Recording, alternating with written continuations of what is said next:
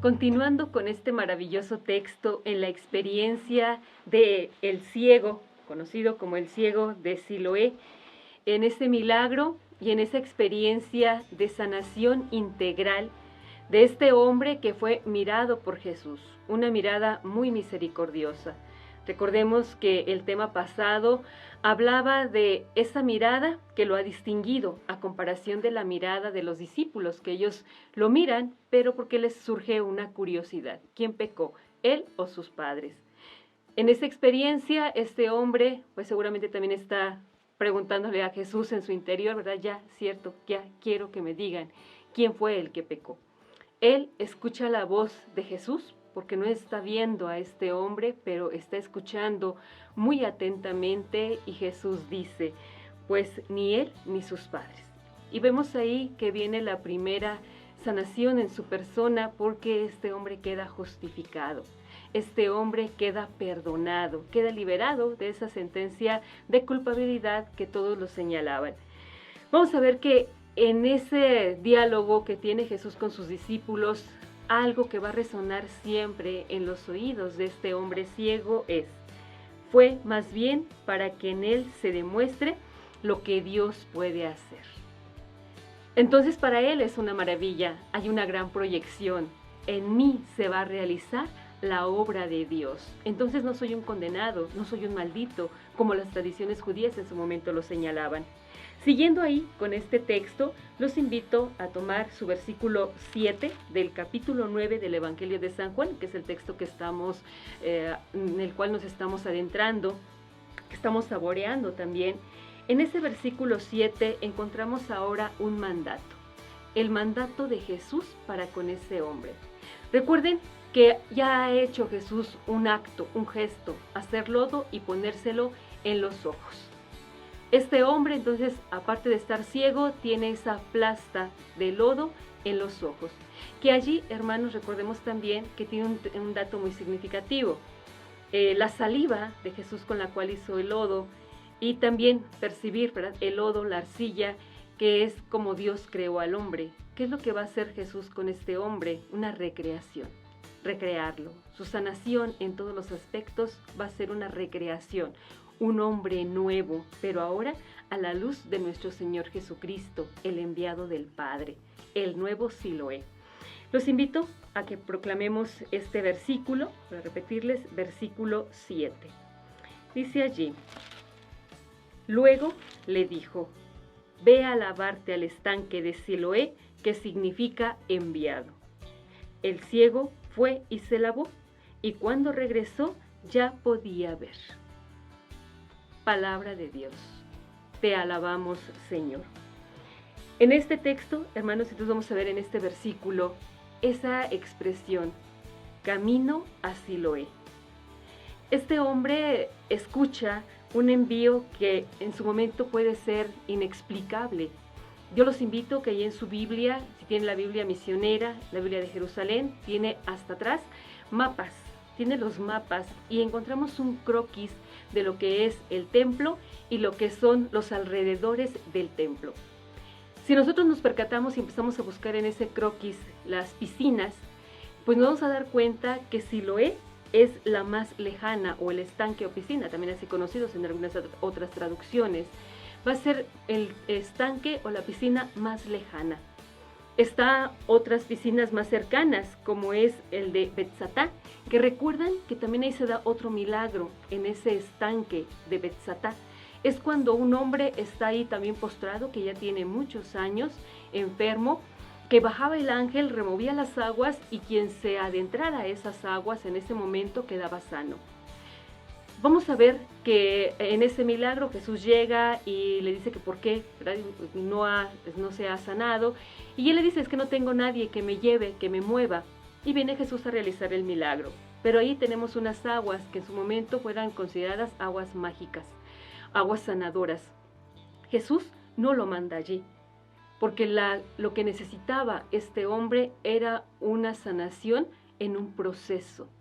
Una terapia que iba a ser ese proceso sanador en donde él percibiendo sus mismas fuerzas, haciendo esa experiencia de ya no depender de nadie, sino ponerse de pie y emprender el camino, es donde él va a ir percibiendo que realmente hay otras cosas de las cuales él necesita ser sanado. Por eso vamos a ver que cuando le dice allí, retomo la primera parte del versículo, el envío, es un envío y es un mandato un mandato muy categórico, ve a lavarte. Él no le dijo, pues ya hice lo mío, ¿verdad? Si tú quieres, si puedes hacerlo, si te parece bien, no. Es en la orden de manera específica, ve a lavarte. Este hombre obedece, él se levanta y emprende el camino. Es un hombre que, como les mencionaba, en sus oídos va a resonar el poder y la autoridad de la palabra. Él resuena allí. La obra de Dios se va a realizar en mí. Este hombre lo dijo. ¿De qué manera se va a realizar? Pues no sé, pero si ya este hombre que me ha tocado, que me ha puesto el lodo y que ahora me envía a lavarme, entonces, ¿qué más puedo perder? Hacerlo, tomar esa actitud de enviado, de ponerse de pie. Vamos a ver también que Jesús no le dice a sus discípulos, levántenlo, o a la gente que estaba alrededor, levántenlo, acompáñenlo, llévenlo, vayan con él. No, sino lo que nosotros encontramos ahí es que Jesús le da la orden a este hombre y este hombre tiene que decidir. Y aquí, hermanos, para reafirmar que los milagros de Dios se necesitan las dos cosas. Por un lado, la acción de Dios, pero por otro lado, el actuar muy humano. Ya la decisión es personal. ¿Lo hago o no lo hago? Los milagros, recordemos que no son mágicos. Y a veces nosotros le pedimos a Dios, vamos y le pedimos, pero queremos que Él haga todo, ¿verdad? Así como de una manera muy mágica. Sin embargo, no. Por un lado, vamos a ver que el tiempo de Dios es perfecto. Pero por otro lado, también vamos a ver que Dios nos invita a ponernos en movimiento. Si queremos un milagro, tenemos que ponernos en movimiento, levantarnos y actuar. Decidirnos también a dejar esa situación, porque el ciego también podríamos ver, él ya era una persona que estaba ya cómoda porque aún en medio de su situación, pero él ya estaba acostumbrado a estirar la mano y que otros le dieran. Estirar la mano y también que sin duda recibir rechazos, humillaciones, o igual como lo escuchó de los discípulos, eso de que tú eres pecado, tú eres alguien que ha cometido algo, o tus padres, entonces estás marcado, estás señalado por el pecado. Y además, siendo un ciego de nacimiento, pues su curación era algo imposible. También eso es muy significativo cuando nosotros encontramos que en la Biblia hay pasajes donde se nos habla de otros ciegos, pero no remarcan eso, que fuera de nacimiento. Pudo haber sido un accidente, alguna enfermedad, tal vez algo temporal. Pero cuando remarca un ciego de nacimiento, entonces prácticamente estás imposibilitado. Nunca vas a poder ver, nunca vas a poder salir de allí. Y a veces, hermanos, en nuestra vida nos podemos quedar con cosas así.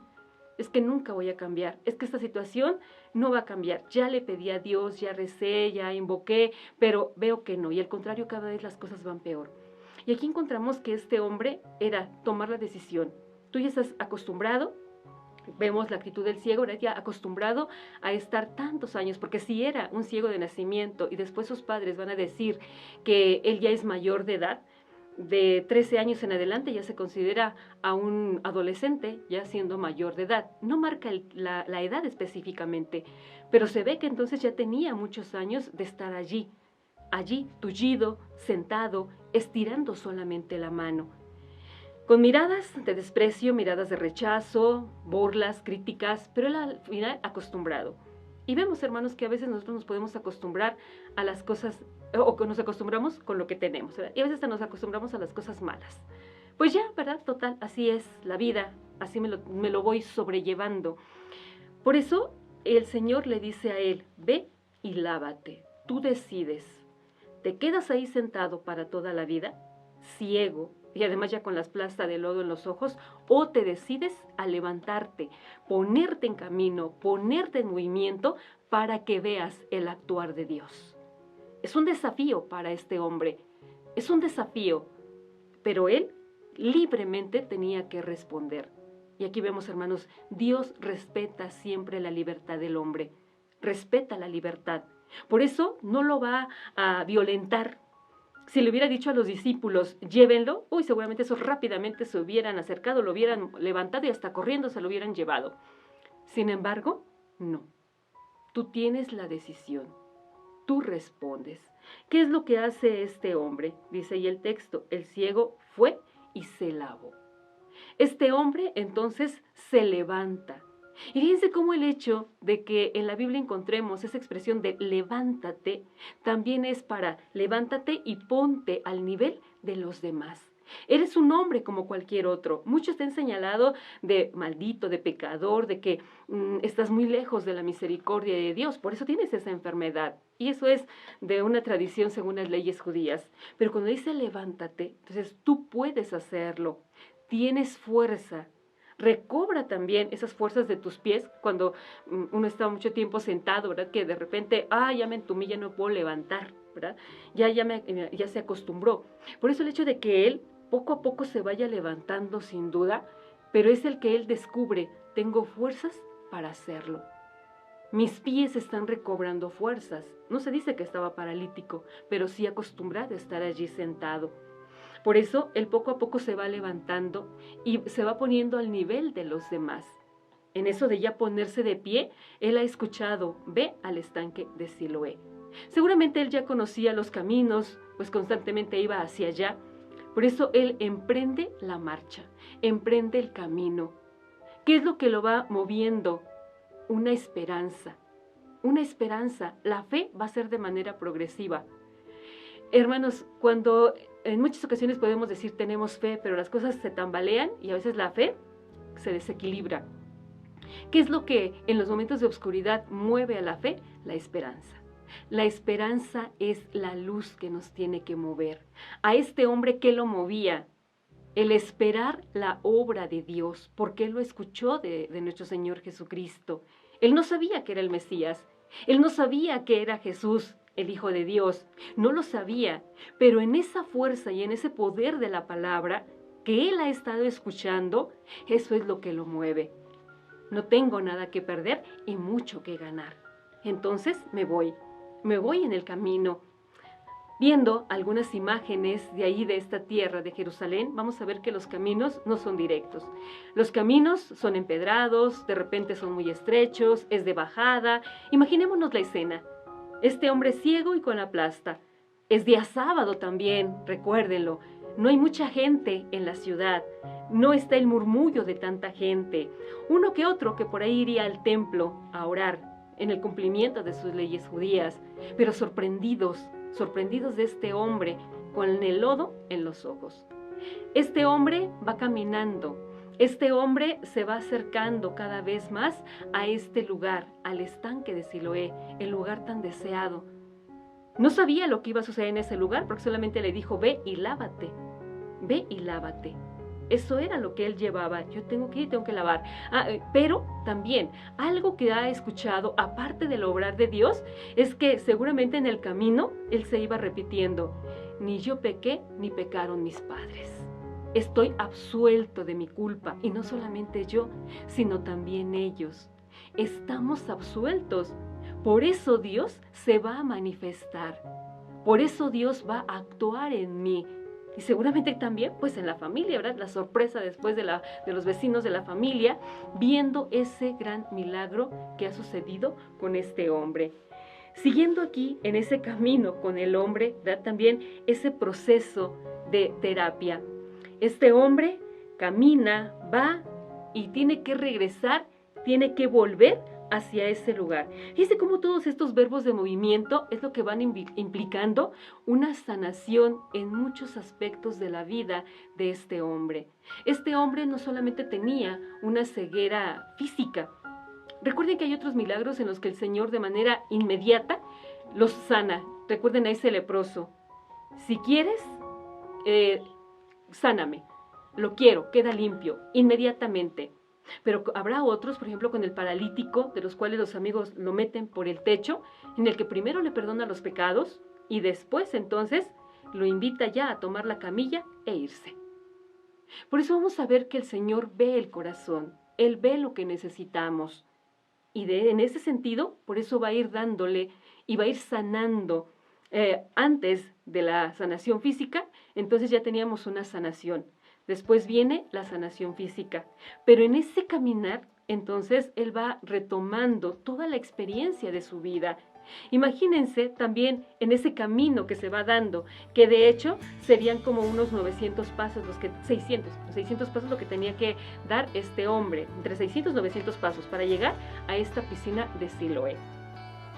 En esos pasos que él va dando, en ese camino, porque no está tan cerca, bueno, repetirles ahí este estanque, entonces también el ir retomando su historia, cuántas cosas no pasarían por su mente, cuántas y palabras, porque escenas no, porque no podía ver, pero cuántas voces no estaría ahí retomando, escuchando, mencionando, esa experiencia de estar ahí mendigando algo que otros le dieran, pero vuelve a resonar en sus oídos, no pecó ni él ni sus padres, se va a cumplir en él la obra de Dios. Siempre, hermanos, en nuestro caminar, en nuestro proceso, necesitamos tener esa memoria. Una memoria en nuestra historia. ¿Qué necesitamos, Señor, para ser sanados? ¿Qué necesitamos que tú nos sanes? ¿Qué necesitamos? Yo te vengo a pedir esto, pero tú, en tu sabiduría divina, sabes lo que es mejor para mí y lo que yo necesito. Y en ese caminar y en esa experiencia, entonces, seguir recorriendo, pero escuchando la palabra, que es la palabra que nos ilumina, la que alimenta nuestra esperanza, la que fortalece también nuestra fe. En esta experiencia, entonces, con el ciego, va llegando, se va acercando cada vez más a este estanque. Seguramente ya va escuchando, ¿verdad?, el murmullo del agua. Él tiene una meta fija. Le habían dicho, vete a Siloé, y ahí muy significativo que Juan coloque el significado de esa palabra, Siloé, que significa enviado. Y aquí encontramos tres, ¿verdad?, en esa terminología, en el significado de Siloé. ¿Quién lo envió? Juan lo va a estar remarcando siempre, Jesús, el enviado del Padre. Y un hombre, ¿verdad?, que ha sido enviado por el Padre, que es nuestro Señor Jesucristo, ahora envía al ciego a ese estanque, al estanque que significa el enviado.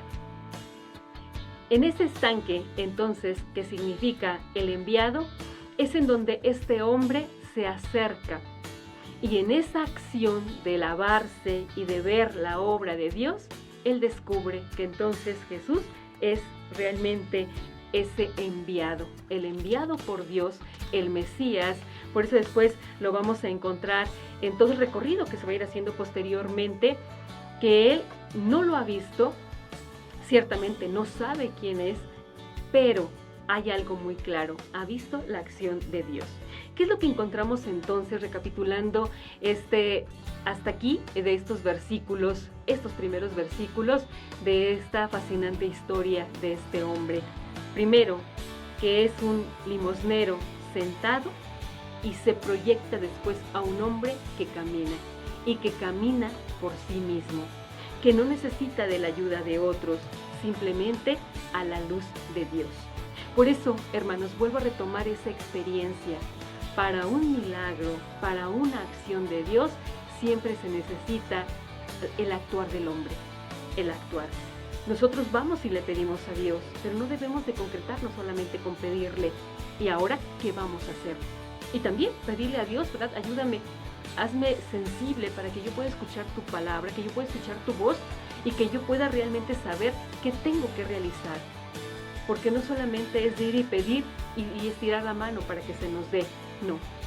El Señor siempre nos ha creado para las cosas grandes, para los retos, y eso lo encontramos desde la creación con el hombre, cuando en el primer relato de la creación Dios le dijo a hombre y mujer, los bendijo y luego que les dijo, sometan, dominen, o sea, trabajen, embellezcan, ¿no?, enriquezcan todo esto. Por eso vamos a ver que Dios crea al hombre para los grandes retos. Esto que hizo el ciego era un gran reto. Por eso vamos a ver lo que pasa de ser un limosnero sentado, resignado ya allí y tal vez hasta en un momento frustrado por toda la situación que vivía, pero ahora llega a ser un hombre que emprende el camino, pero que él también ha descubierto otra cosa, que tiene voluntad, que tiene decisión. Y fíjense que iba empezando también a sanar su autoestima. Allí encontramos que un hombre también es acomplejado, pues señalado, allí dependiendo de los demás. Porque también de más adelante dirá el texto que otros lo llevaban. Un hombre completamente dependiente de los demás por esa incapacidad. Sin embargo, cuando él se levanta y empieza a caminar, encontramos entonces a un hombre que va recuperando la autoestima. Yo lo puedo hacer y lo puedo hacer por mí mismo. Ya no necesito de otros que me lleven, ya no. Yo puedo hacerlo, tengo voluntad, tengo decisión, pero algo me va guiando, la palabra de Dios. ¿Cuál es la otra curación que encontramos allí también con el ciego?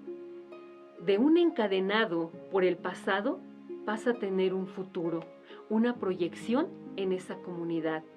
Recuerden que la primera curación dentro de lo que se va dando es que el Señor le quita, ¿verdad?, la lápida de la ley. Esa ley que decía que sin él había pecado, sus padres, por eso estaba así.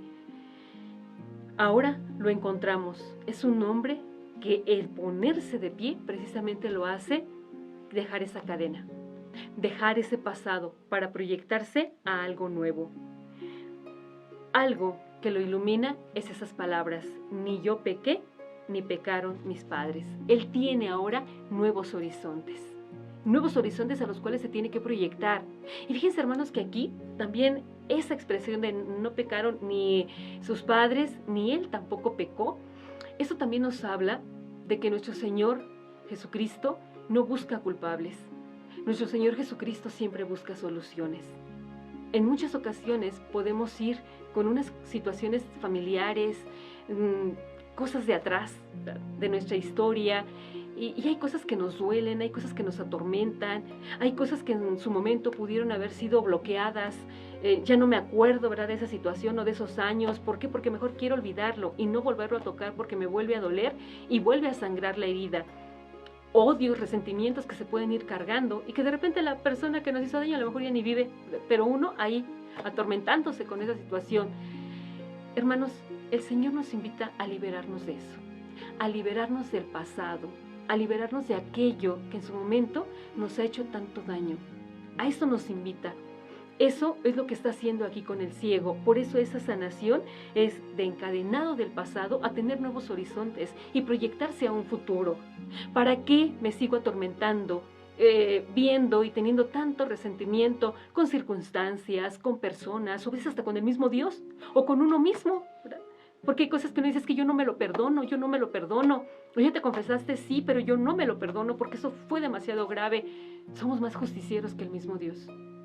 Por eso vamos a percibir, el Señor nos invita a ponernos de pie y a decidirnos, dejar eso que nos atormenta, ponerlo en las manos de Dios y también, ¿verdad?, emprender el camino para descubrir ese futuro. Se van a manifestar las obras de Dios en mi vida.